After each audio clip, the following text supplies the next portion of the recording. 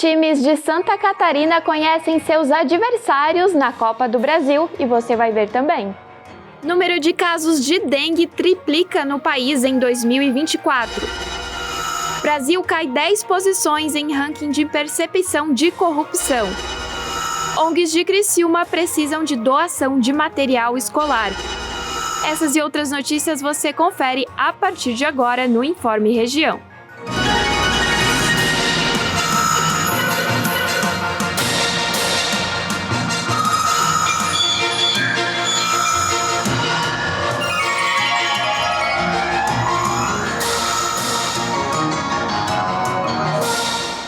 Olá, boa tarde, seja muito bem-vindo. Estamos começando mais uma edição do Informe Região.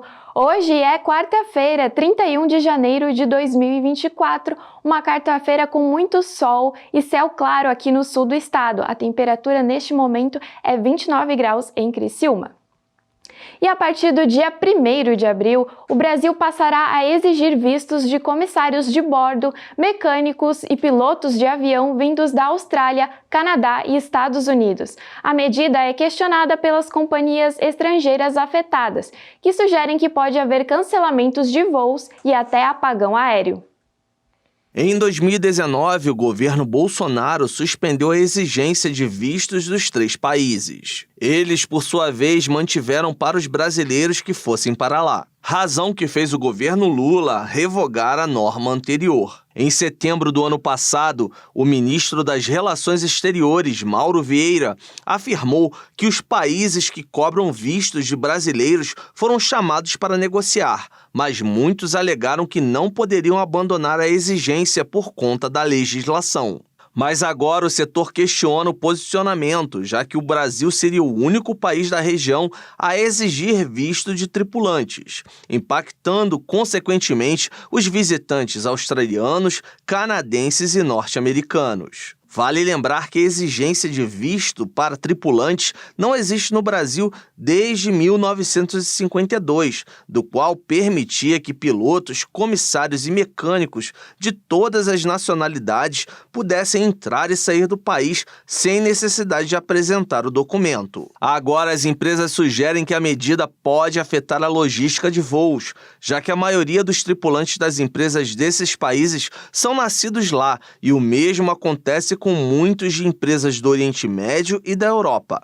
Sem eles, vários voos teriam de ser cancelados. 60% dos voos entre o Brasil e a América do Norte são operados por empresas estrangeiras. Somente o Canadá chega a 100%. O Ministério do Turismo, responsável pela emissão de vistos, afirmou que a mudança de 10 de janeiro para 10 de abril como data de entrada em vigor do decreto teve como objetivo uma introdução segura para a medida, sem consequências para o setor do turismo. Algumas pessoas apontam instabilidade e demora para a emissão de vistos. Mas, segundo o Ministério das Relações Exteriores, o tempo médio para avaliação completa é de 5 dias. Até o momento, 70% dos vistos solicitados já foram emitidos. Em dezembro, as companhias enviaram carta ao Ministério pedindo resposta formal das autoridades à situação, assim como alertas para o risco de apagão, já que produtos como frutas, remédios e eletrônicos são transportados preferencialmente por aviões. Em resposta, o governo criou um grupo de trabalho para analisar a situação, mas sem prazos definidos para a apresentação de resultados. O Brasil registrou, nas 4 primeiras semanas de 2024, mais de 217 mil casos de dengue, segundo dados atualizados ontem pelo Ministério da Saúde. O número é mais que o triplo de notificações do mesmo período em 2023. O painel de monitoramento de arboviroses do governo contabilizou 15 mortes pela doença neste ano e 149 óbitos seguem em investigação. Em 2023, 41 mortes foram registradas. De acordo com o Ministério da Saúde, a projeção do aumento de casos da doença se deve a fatores como a combinação entre calor excessivo e chuvas intensas e o ressurgimento recente dos sorotipos 3 e 4 do vírus da dengue no Brasil. Em dezembro do ano passado, o Ministério da Saúde anunciou a incorporação da vacina da dengue, Qdenga, ao Sistema Único de Saúde. Na ocasião, a ministra Nisa Trindade disse que o novo imunizante iria começar a ser aplicado em fevereiro deste ano. Na última semana, o Ministério da Saúde divulgou a lista das cidades que vão receber o imunizante. Ao todo, foram incluídos cerca de 500 municípios em 16 estados. Com poucas doses disponíveis, o governo definiu que o público-alvo para ser vacinado, adolescentes de 10 a 14 anos. Segundo o Ministério, eles estão entre o público com maior número de internações pela doença. Foram incluídos os municípios de grande porte, que são aqueles com mais de 100 mil habitantes e com a classificação de alta transmissão de dengue do tipo 2. Cidades próximas também estão na lista, no que o governo chama de regiões de saúde. O debate sobre a regulamentação dos cigarros eletrônicos no Brasil voltou aos holofotes. Isso porque um relatório recente divulgado pela Organização Mundial da Saúde mostrou como a liberação desses dispositivos ajudou a reduzir o consumo em vários países. Suécia, Reino Unido e Islândia. 3 países que, segundo um relatório da OMS, foram beneficiados com a regulamentação dos famosos vapes, ou melhor, os cigarros eletrônicos. No Brasil, o tema está em consulta pública, marcada para acabar no próximo dia 9 de fevereiro, na Agência Nacional de Vigilância Sanitária. De um lado estão os especialistas da saúde que defendem sua proibição, e de outro estão os fabricantes de cigarro que enxergam com os bons olhos investir em fábricas de vapes no Brasil. Eles afirmam que, pelo pouco uso de substâncias à base de nicotina, os dispositivos reduzem os efeitos nocivos à saúde. Além disso, acreditam que serviriam como uma válvula de escape para as pessoas que tentam abandonar o tabagismo. Para esse grupo, o relatório é uma forma de convencimento, principalmente ao Congresso, onde tramitam 4 projetos de lei para a liberação dos cigarros eletrônicos. Já para a indústria farmacêutica, que lucra com produtos anti-tabagismo, como adesivos para parar de fumar, a ideia de liberar os dispositivos é totalmente equivocada. Ainda que essa briga se arraste por anos, a proibição parece até mesmo que não existe. O contrabando é forte, e a venda dos cigarros eletrônicos é feita livremente em sites, bares, casas noturnas e até redes sociais. Um levantamento feito pelo Instituto de Inteligência em Pesquisa e Consultoria Estratégica mostrou que mais de 2 milhões de pessoas fumam vape no país. Um número que apenas mostra que o mercado ilegal dos cigarros eletrônicos está estabelecido no Brasil e que já movimenta cerca de 7 bilhões de reais por ano. E a seguir, El Niño perde a força e chuvas diminuem em Santa Catarina.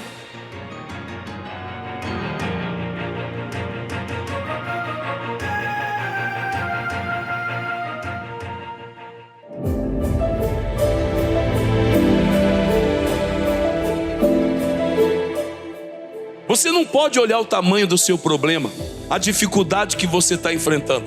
Você não pode tirar os olhos da grandeza de Deus, da palavra de Deus. Eu não posso recuar jamais. Você não pode recuar. Você precisa colocar Deus na frente, lutar contra o diabo, repreender todo o mal, permanecer firme, porque a vitória é nossa, diga amém. Então não recue, meu irmão. Você é um homem santo, continue em santidade. Tem muita gente que recuou, que desceu o nível, irmãos. Está dando mau testemunho hoje. A família está pervertida, não consegue resultado, porque infelizmente ele recuou da fé, recuou daquela questão de fidelidade. E aí Deus não pode abençoar mais. Não recue, a igreja não pode recuar. A mãe, o pai, o pastor, o povo de Deus não pode recuar. Nós temos uma cidade para ganhar, temos almas para conquistar, e se nós levarmos o evangelho crendo, muitas pessoas serão abençoadas. Sim ou não? Então, não recue.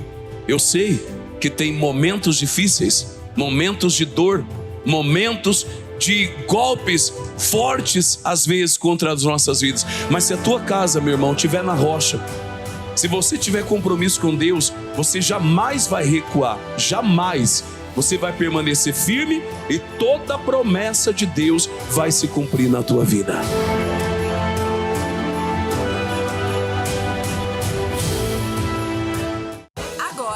Você pode ouvir a programação da nossa rádio de qualquer lugar. Baixe o novo aplicativo da nossa rádio hoje mesmo. Encontre-o na loja de aplicativos do seu celular, pesquisando por Nossa Rádio. Além de desfrutar de toda a nossa programação, você também terá acesso à Bíblia, ficará atualizado com a agenda do missionário R.R. Soares e muito mais. E o melhor de tudo é grátis! Baixe o novo aplicativo da nossa rádio agora mesmo, disponível para Android e iOS.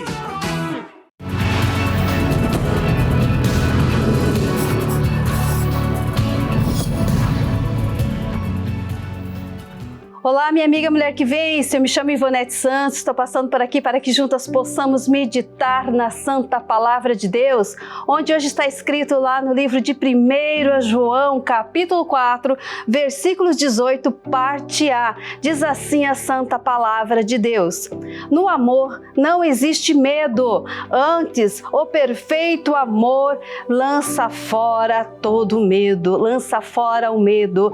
Minha amiga, esse amor que nós temos que ter é no Senhor Jesus. Ele sim nos ajuda, Ele sim nos dá a direção, Ele arranca de nós todo medo, todo fracasso, tudo aquilo que vem atrapalhar a nossa vida espiritual para com Ele. Amém? Fica aqui essa santa palavra no teu coração, que você possa guardar ela no teu profundo, no mais íntimo da tua alma, que com certeza você vai ser abençoado. Fica aqui meu abraço em nome de Jesus.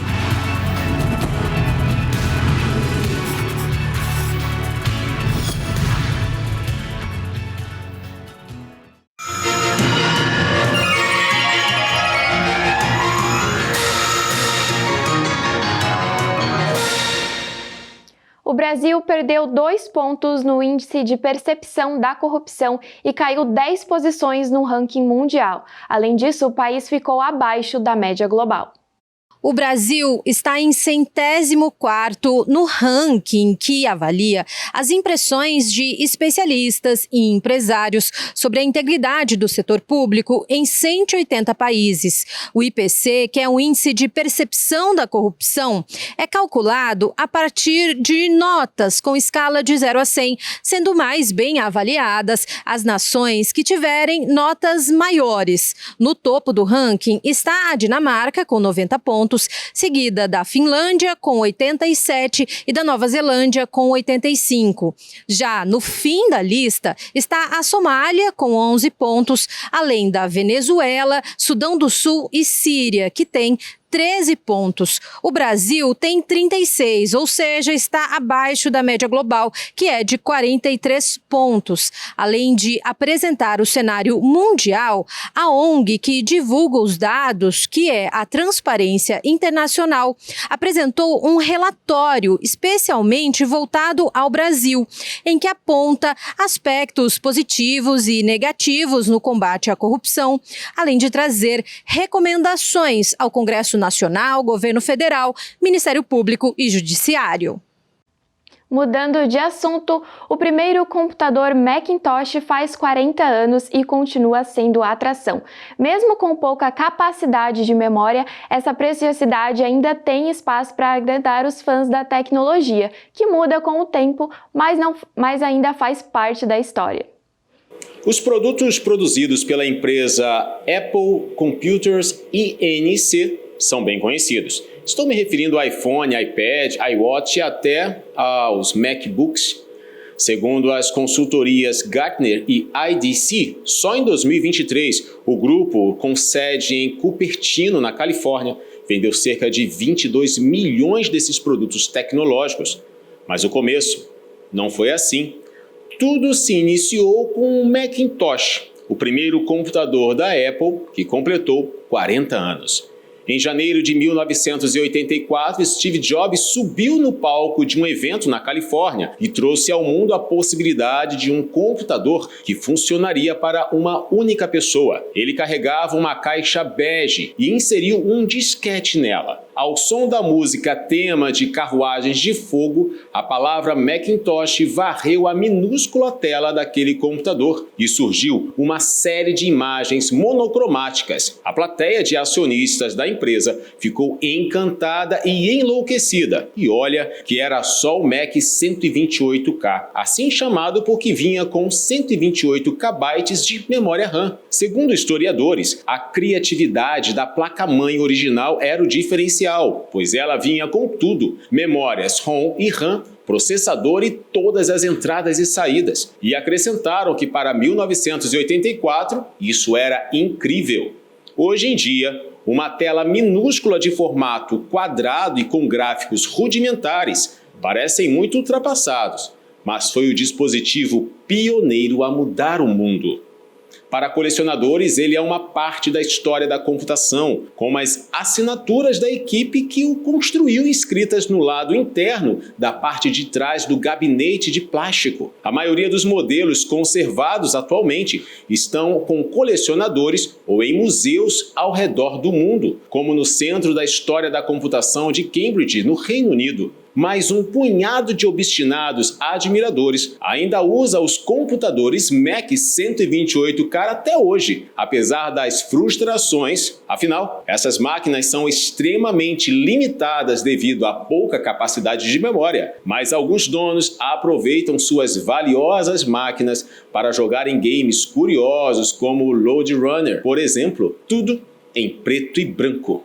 Essa inovação foi um produto de luxo. Seu preço em 24 de janeiro de 1984 nos Estados Unidos era de $2.495. Se corrigirmos para o valor atual, seria em torno de $7.400, o que significa um investimento de mais de R$36 mil hoje em dia.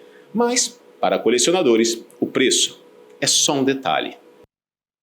O verão costuma ter dias de sol e calor pela manhã e no entardecer vem o temporal. Janeiro foi assim, mas a partir de fevereiro esse superaquecimento deve perder a força em Santa Catarina. De acordo com o Departamento de Climatologia da Defesa Civil de Santa Catarina, no próximo trimestre o fenômeno El Niño continua ativo, mas perde a força gradualmente até a neutralidade, quando não exercerá mais influência nos regimes de chuva e temperatura. O mês de fevereiro deve ser bastante chuvoso entre os planaltos e o litoral de Santa Catarina.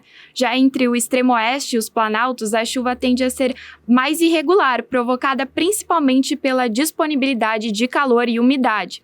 A tendência para esse mês é que as chuvas fiquem próximas do esperado nas áreas litorâneas. Em março e abril, quando inicia o outono, a precipitação reduz.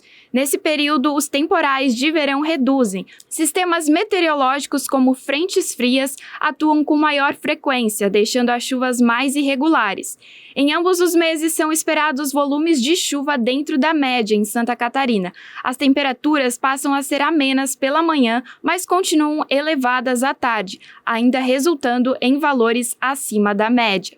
É bom sempre ficar atento em caso de temporais. A Defesa Civil alerta para buscar locais seguros, longe de árvores, placas e de objetos que possam ser arremessados. Na praia, jamais fique na água. Em alagamentos e enxurradas, evite o contato com as águas e não dirija em locais alagados. Não transite em pontilhões e pontes submersas e o cuidado com as crianças próximas a rios e ribeirões. Para os dias mais quentes, a Secretaria recomenda manter os ambientes com temperaturas agradáveis, especialmente para pessoas idosas, enfermos e animais de estimação. Além disso, recomenda-se minimizar exposições diretas ao sol e evitar fazer exercícios físicos nos horários de pico de calor, além de hidratar-se regularmente. E a seguir, catarinenses têm adversários definidos na Copa do Brasil.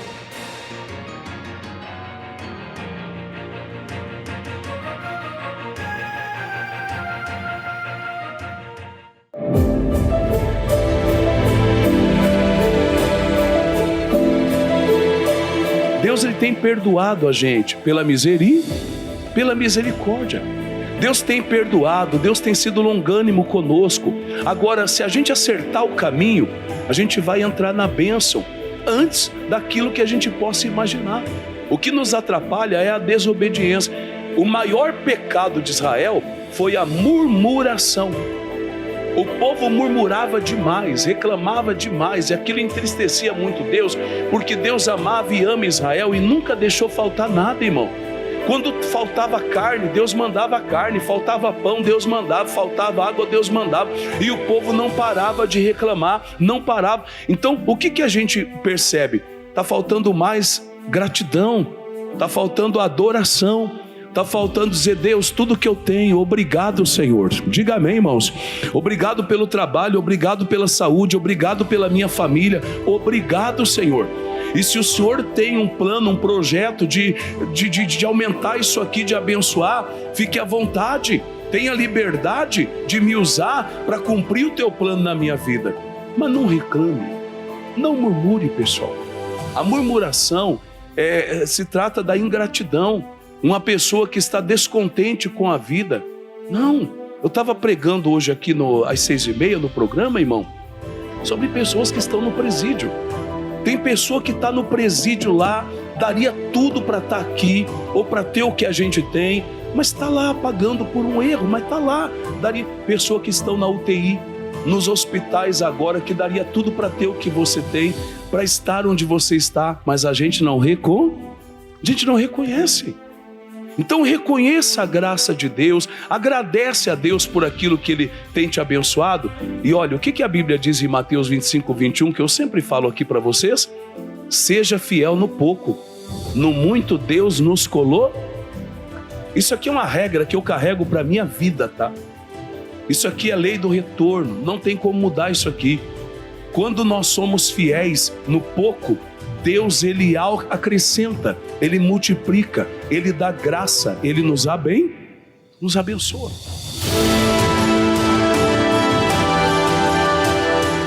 Meus amigos, tudo bem? Tem uma novidade na praça aí, não sei se já lhe contaram. O que é missionário? Não é fofoca não, é coisa boa. O portal ongrace.com, que é da nossa igreja, mudou de cara agora, mudou completamente de cara, coração, mudou tudo, é novo. É www.ongrace.com.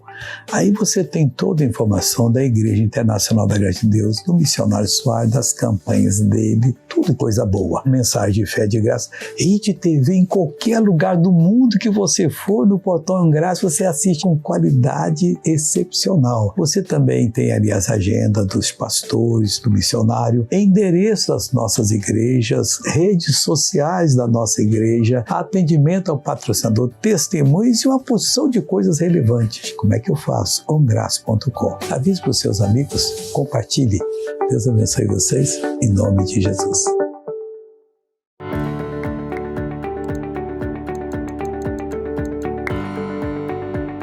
Deus diz que nós, quando passamos pelos vales, os montes saltam de prazer por causa dos que anunciam o Evangelho.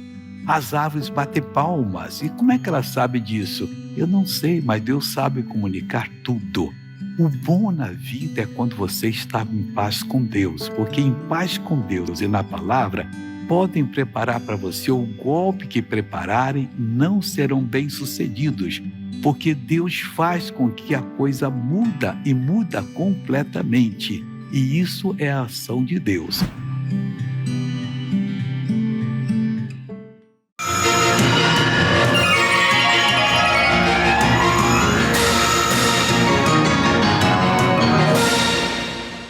A nossa casa convida a comunidade a colaborar com uma ação especial. A entidade que atua em prol de crianças e adolescentes em Criciúma está precisando de materiais escolares para o início do ano letivo. Faltam poucos dias para a volta às aulas, por isso a nossa casa aqui de Criciúma está arrecadando material escolar visando atender as crianças e adolescentes acolhidos pela instituição. Sobre isso eu converso com a coordenadora da nossa casa, a Santina Muniz. Santina, quais são os itens que vocês mais precisam de doação? Então, os itens que a gente está buscando mais agora é o caderno de 10 matérias, mochilas e todos os demais itens de uma lista de material escolar que tiver, né, de uma criança ou adolescente, é bem-vindo para a instituição.